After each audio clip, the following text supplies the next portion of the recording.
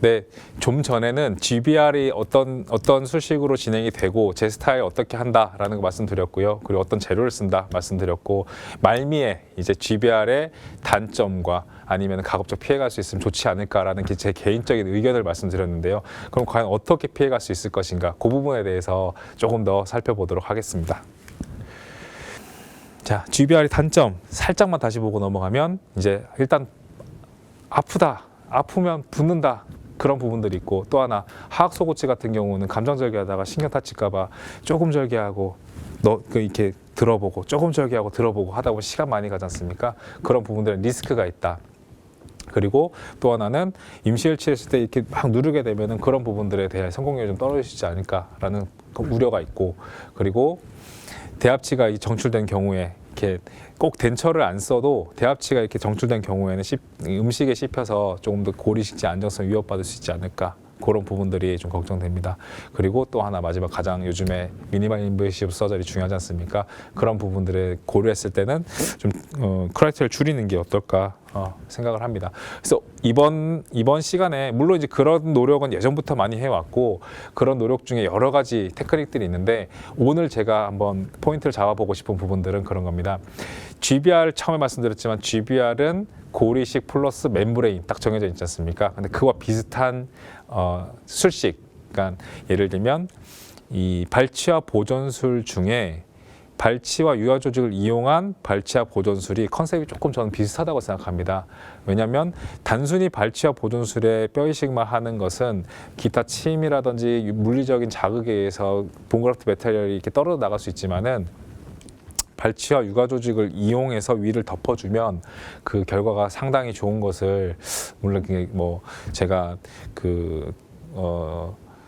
리서치를 하는 사람이 아니라서 그런 부분들은 잘 모르겠지만 임상적으로 굉장히 깔끔하고 편하고 나중에 플레미스 서저리 가능하고 그런 부분들에서 계속 좋은 결과가 나오기 때문에 그 부분을 조금 강조드려서 비교해 보면 재밌지 않을까 싶어서 준비해-봤습니다.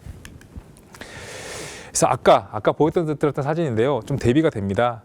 이 초진 사진 때 이쪽은 이미 힐드리지가 된 상태에서 오셔서 GBR을 해서 임플란트를 3개를 심었고 나중에 지금은 약간 바이오알베올라 프로투전이 있으셔서 이쪽에 대한 부분들의 결과가 교정 치료를 해서 뒤로 집어넣을지 아니면은 발치를 하고 임플란트 심을지 애매해서 지금 4번 자리 남겨놓고 5, 6, 7번을 심은 케이스인데요.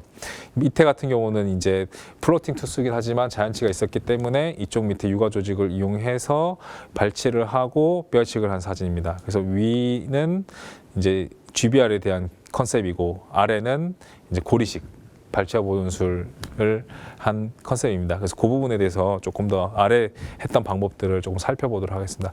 제가 쓰는 방법인데요, 뭔가 특이하고 굉장한 게 있다기보다는 일단 이런 방식으로 진행이 된다라는 것을 설명을 드리고 케이스를 좀 보여드리도록 하겠습니다. 얼마 전에 오셨던 분인데요, 이쪽 임플란트 씹을 때가 아프다. 라고 해서 보통은 스크류즈닝이 한 80% 정도는 스크류즈닝이기 때문에 그런 부분인가 싶어서 돌려서 빼다 보니까 피치가 같이 빠졌습니다. 그래서 그럼 차라리 빠진 김에 그날 마취도 됐으니까 뼈이식을 해놓자 라고 해서 시행한 케이스인데요. 처음에는 이렇게 이나 임플란트를 뽑게 되면 그러면 이 소켓 자체 그래듈레이션 티슈에 쌓여져 있지 않습니까? 그런 부분들을 절개를 하고 들어가는데요. 이 절개에 대해서는 그럼 버칼 쪽으로 할 것이냐, 링구알 쪽으로 할 것이냐인데 제가 일률적으로 하나를 한다기보다는 여기서는 버칼 쪽을 하게 되면 박리를 하고 깨끗하게 발치화를 큐렛할 수 있겠다. 라고 하는 쪽으로 합니다. 그래서 이 경우는 47번인데요. 47번 같은 경우는 링구알 쪽에 인트라소켓 인시전을 넣는 게 나을 것 같아서 이쪽으로 넣어서 서지컬 큐렛으로 이렇게 박리를 하였습니다. 그래서 박리를 한 사진이고요. 그 다음에는 이제 쇼스 시린지 타입으로 넣었습니다. 시린지 타입이 굉장히 쓰기가 편해서 저는 즐겨 쓰는 편인데요. 그렇게 해서 시린지 타입을 넣고 그리고 슈처를 한 사진입니다. 슈처를 했고 이제 포스트업 파노라마 사진입니다. 봤을 때 뼈이식이 괜찮게 된 걸 알 수 있고 이렇게 되면 가장 좋은 점은 이 어태치 진지바가 보존이 되기 때문에 추후에 플레미스 서저리를 할 수 있다는 가장 큰 장점이 굉장히 크고 그런 부분들에 있어서 플레미스 서저리를 하게 되면은 이 본 파티클 한 넉 달에서 6달이 지나도 완전히 페리오스팅으로 변하지 않기 때문에 이 박리가 될 때 그 골양이 소실이 되는데 이 플랩리스를 하게 되면 그런 부분들을 방지할 수 있기 때문에 그런 면에서 굉장히 좀 하기도 편하고 결과도 좋고 환자한테도 뭔가 최선을 다한 느낌도 들고 해서 이렇게 선호하고 있습니다. 비슷한 케이스입니다. 52세 남환이시고요. 그리고 술전 사진이고 술전 사진에서 발치를 한 지 1주인가 2주 정도 됐을 거예요. 그래서 아직까지는 이렇게 들어 올릴 수 있을 만한 여지가 있는 상태여서 바로 고리식을 했고 6달 뒤에 그 임플란트 심은 사진이고 그리고 마무리되기까지는 심고 나서 보통 2달 정도 있다가 ISQ를 재고 1달 정도 보초를 하는데 그리고 나서 마무리된 사진입니다. 자, 이제 위에 거 한번 볼게요. 그래서 마찬가지로 이제 소켓 프리저베이션 하고 이제 지연식립 하고 하면서 크레스트 어프로치 같이 했던 케이스입니다. 그래서 이 또 아쉽게 약간 이게 이 술전 내원 당일날 제가 파노라마는 이제 100% 찍는데 파노라마가 조금 없더라고요. 그래서 이제 뭐 어떻게 좀 분실이 된 것 같은데요. 그래서 부득이하게 봉그레티 했던 사진부터 보여드리겠습니다. 그래서 수술한 날 뼈이식을 한 사진이고요. 그리고 넉 달 지나서 이제 뼈가 거의 그래도 다행히 이렇게 유지가 되는 걸 알 수 있습니다. 그리고 그 다음에 크레스트 어프로치를 하면서 임플 2개 심었고 그리고 완성된 사진입니다. 보시면 체정 유지가 좋기 때문에 뭐 그렇게 크게 난이도가 높지 않게 수술을 진행할 수 있습니다. 보시면은 여기서 좀 특이한 부분이 어떤 부분이냐면 이 부분이 이제 내원 초진 때 당시 사진입니다. 그래서 이 안쪽으로 이렇게 서브크레스탈 인시전을 넣어서 들어 올리고 뼈식을 한 사진입니다. 그래서 보시면 이쪽에 이 크레스탈 쪽에 소프티슈가 있지 않습니까? 이렇게 해서 이 본그래프트 메테리얼을 이렇게 가둬주면 본로스도 없고 그리고 환자들도 보면은 크게 뭐 이렇게 하얀 가루 나옵니다. 이런 컴플레인도 없고 결과 괜찮은 것 같습니다. 여기서 봤을 때 가장 특이한 점은 이제 이 상악동 내에 뮤코살 티크닝이라고 해야 될까 어쨌든 무엇인가 있는 부분들이 넉 달 만에 깨끗하게 나은 걸 알 수 있습니다. 그래서 이런 조건이 되면 바로 크레스트 어프로치 카스켓을 써서 플랩리스로 해서 펀치를 뚫어서 하는 수술을 하게 되면 굉장히 깔끔하게 수술이 되기 때문에 수술 시간도 아낄 수 있고 결과도 좋고 그리고 뭔가 만족도도 높고 그래서 굉장히 좋았던 케이스가 아닌가 생각됩니다. 그리고 이제 59세 여환이시고 아래쪽 이신데 초진 사진을 보시면 이쪽에 징지바가 굉장히 좀 색깔도 염증이 많아 보이는 그리고 많이 스웰링이 심한 그런 잇몸임을 알 수 있습니다. 이렇게 이 정도 돼서까지 오시면은 지금 이제 브릿지 자체가 모빌리티가 3도가 되고 이가 떠 있고 그런 상태지 않습니까? 그래서 이렇게 됐을 때는 이제 저 같은 경우는 4번까지 발치를 좀 하는 편입니다. 여기서 5번에 대한 본그라프트만 했을 때 4번 디스탈에 대한 관리가 되지 않으면 이쪽에 고리식 성공률이 좀 떨어진다는 경험을 한 적이 좀 있어서 그래서 44번도 발치를 했습니다. 그리고 44번에는 심고 46번 자리 되니까 심고 그리고 45번은 이제 혹시 모르니까 파닉 미치라 하더라도 볼륨을 유지할 수 있으면 좋으니까 뼈이식을 하고 그리고 47번 자리는 하지조신경하고 거리가 가깝기 때문에 그래서 뼈이식만 한 그런 케이스입니다. 48번은 발치를 했고요. 그래서 이 CT컷을 보시면 너브가 굉장히 선명하지 않습니까? 너브 굉장히 선명한데 여기서 이제 바로 발치식 식립이 사실 좀 어렵잖아요. 그렇기 때문에 이런 경우에는 저 같은 경우는 이쪽을 다 박리를 해서 뼈이식을 먼저 해놓고 그리고 심을 수 있는 부분들을 미리 심어 놓습니다. 미리 심어 놓는 부분은 뭐 이제 여러 가지 이유가 있을 수 있겠지만 뭐 약간의 환자 홀드 뭐 그런 부분도 있을 수 있겠지만은 제일 좋은 거는 일단 심어 놓고 시간이 지날수록 ISQ 수치가 점점 더 양호해지는 걸 알 수 있기 때문에 그런 의미에서 심을 수 있는 부분들은 먼저 심어 놓는 편입니다. 그렇게 해서 4번하고 6번을 먼저 심었고 그 다음에 5번, 7번은 발치 유가 조직을 이용해서 슈어스를 넣어서 본그라프트를 했고 그리고 현재 지금 진행 중인데 넉 달 지나서 이 임플란트 식립을 했고 지금 이 44, 46을 이용해서 임시보초를 쓰고 계신 그런 상태입니다.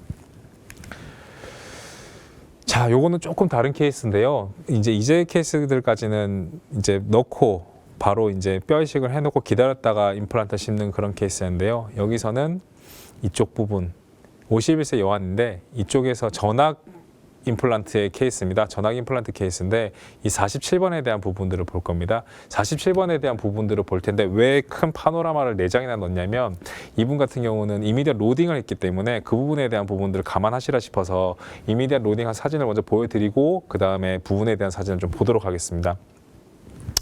이미디엇 로딩을 여기 이제 힐링을 다 넣어놓고 그 다음 위에 거를 식립하면서 밑에 이미디엇 로딩이 들어갔는데 여기서 뼈식을 한 부분입니다. 그렇기 때문에 이제 본그래프를 해도 눌리지가 않겠죠. 그래서 가급적이면 GBR이 됐건 지금처럼 어떤 소프티슈를 이용한 본그래프트가 됐건 가급적이면 눌리지 않도록 좀 가급적이면 신경을 쓰려는 편입니다. 그래서 이제 이 부부의 사진을 다시 보시면 47번 같은 경우 마찬가지로 그래놀시 티슈가 그러니까 둘러싸져 있고 그리고 그 부분을 드러낸 다음에 뼈 시간 사진입니다. 뼈 시간 당일날 사진이고요. 그리고 이쪽에 그 보철 들어가고 위에 거 씌우면서 찍은 사진이 7일 뒤 사진이고 그리고 수술 끝나고 넉 달 뒤 사진입니다. 물론 아직까지는 조금 본 리모델링이 있을 것 같긴 해요. 근데 그럼에도 불구하고 뭐 큰 영향을 다른 이런 47번 뭐 픽스처에 영향을 미칠 것 같지는 않습니다. 지켜보고 있는 중입니다. 이제 마지막 케이스인데 이 부분 같은 경우는 정말 이 발치와 육아 조직을 이용했을 때 얼마나 좋은 결과를 가지고 올 수 있는지 정말 이런 정말 케이스를 위해 존재했구나라고 할 만한 분이 오셨습니다. 그래서 보시면은 일단 전체적으로 부실한 이들이 많아서 전체 임플란트, 전악 임플란트의 개념으로 갈 거고요. 그리고 이 46번 잘 보시면은 여기는 다 임플란트 주변에 이제 임플란트가 떠 있는 플로팅된 상태인데 아까 말씀드린 컨셉대로 이를 그 음식이나 다른 부분들에서 씹히지 않게 하기 위해서 이쪽 부분은 일단 46번 놔두고 그리고 다른 부분이 다 완성이 된 다음에 그 다음에 저 부분을 이제 다시 손을 보려고 그러니까 재식립을 하고 지켜보려고 하는 그런 케이스입니다. 그래서 술전 사진입니다. 술전 CT 이미지인데요. 44번, 43번, 33번, 34번 순입니다. 보시면 이쪽 부분들이 다 이가 떠 있죠. 떠 있고 그래놀 티슈가 아주 그냥 풍부하게 많이 위치되어 있는 걸 알 수 있습니다.